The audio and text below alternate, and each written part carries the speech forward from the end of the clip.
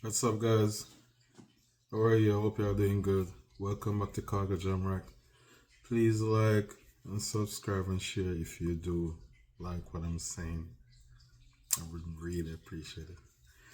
Now, guys, we're off to a rough time, a rough start. I should say. We're off to a rough start in 2025. A lot of things have happened, as you can see, starting with fires, flood, snow storm in Myrtle Beach, South Carolina, which was that haven't happened for like years, decades. Yeah, and now Trump is in office, so we got a lot of changes. He has come through on his promise about deportation of immigrants, unlawfully illegal immigrants, including convicts, criminals, and now it's affecting everyone, including there are some schools in Texas that have been raided. You have even teachers, as the news said, you have teachers sending ICE random messages saying I should come by, stop by the school. And there's a lot of immigrants there, allegedly. So there's a lot going on. It's scary. It's scary for a lot because a lot of it's gonna rip apart a lot of families. The good will be entwined with the bad. Everybody will feel it. But we just gotta do what we can do. But what can we do? A lot of us come to this country looking for better. That's for sure. And a lot of us have found better. And still, some is still searching. And some is on their way to better. So, I don't know what to say, but I have some video I want to share with you. What's going on with the school, what's going on in Texas, and all this crazy running up and down. I just want to say to all the families out there, whether black, white, Mexicans, brown skin. Natalie Haddad live this morning outside Northside High School. This comes as ICE did make arrests in many North Texas cities. And Natalie, students of that protest say they were scared, although from what we understand, ICE is looking at a very different type of person. That's right. We have had reports that, ICE is here in North Texas and has made over 80 arrests. And the students did participate in a protest where they did say they were scared of even coming to school. In fact, the post made in question was here at Northside High School, or was about Northside High School here in Fort Worth. It is now a hidden post, and it read that ICE should come here, and due in part because they claim that students use Google Translate to communicate with their teachers. In response, Fort Worth ISD issued a statement acknowledging the post, saying, in part, we take this matter very seriously and are conducting a thorough investigation to understand the circumstances and ensure appropriate actions are taken. It also said, as per district protocol, the employee will not be on campus during the investigation. Fort Worth ISD mentioning that this was a substitute teacher who made that post. Now, on Sunday, thousands across Texas rallied against the president's immigration policies. Protesters at a Fort Worth demonstration said the substitute teacher's post scared them. Students go to school to learn and feel safe. We're supposed to feel loved and safe while learning as well. That's why I love going to school. They say they want criminals, but they come to our schools. We just want a better education. That's the main reason why our parents came here in the first place. Now, it is not clear how Fort Worth ISD plans to address it should ICE come to any of its campuses, but we will keep you updated when we get this information. Order to end birthright citizenship. But first, we start with our Marvin Hurst hearing tonight from Dallas ISD teachers. And Marvin, I know how many students, is the big question, are not going to class out of fear.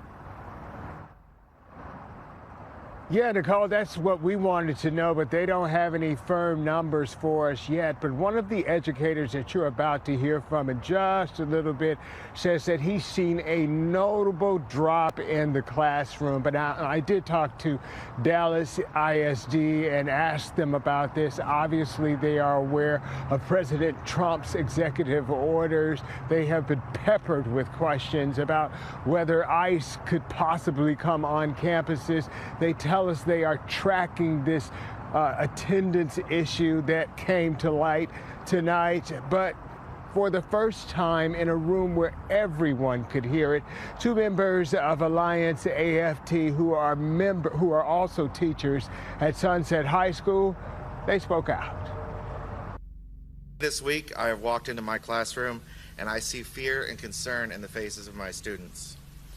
Some of whom have families who are living in constant fear, that fear of being deported, fear of discrimination, fear of an uncertain future, and fear of being separated from their loved ones. These are not abstract issues. These are real fears that affect real children right here in our schools. I've already heard students in the hallways advising each other to make loud howls to warn each other of suspect individuals, discussing how to resist arrest, and debating if they should start lying to law enforcement. And I'll be honest, I have not intervened in any of these conversations because I, like every staff member in the building, have no idea what the real answer actually is.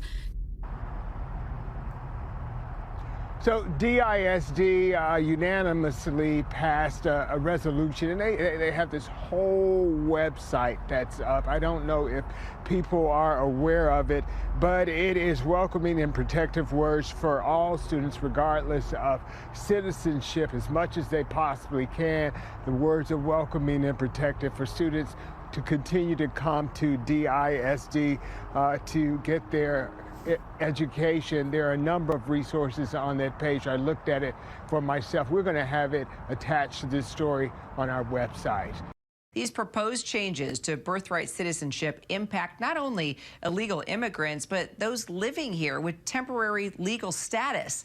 And now, only a week into Trump's signing of this executive order, lawsuits are mounting. A federal judge in Seattle just signed this temporary restraining order blocking Trump's executive order on birthright citizenship, calling it blatantly unconstitutional.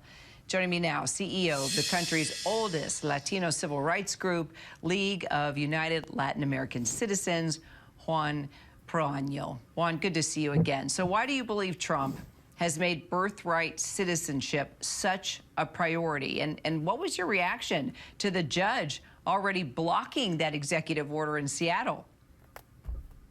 Good afternoon, Kira. Good to see you again. I think he's going to test the system. This is a constitutional amendment, the 14th Amendment. There's precedent here and long-standing constitutional protections. And so I believe that he really has a case, and he's going to take it all the way to the Supreme Court and see if he can actually get away with making this change. Wow. So you're the first person I talked to today that does believe it's going to go all the way to the Supreme Court. And clearly he would have an advantage there because the Supreme Court has a conservative majority. So if it does end up there, could this actually go in his favor and we see him double down on changing the Constitution?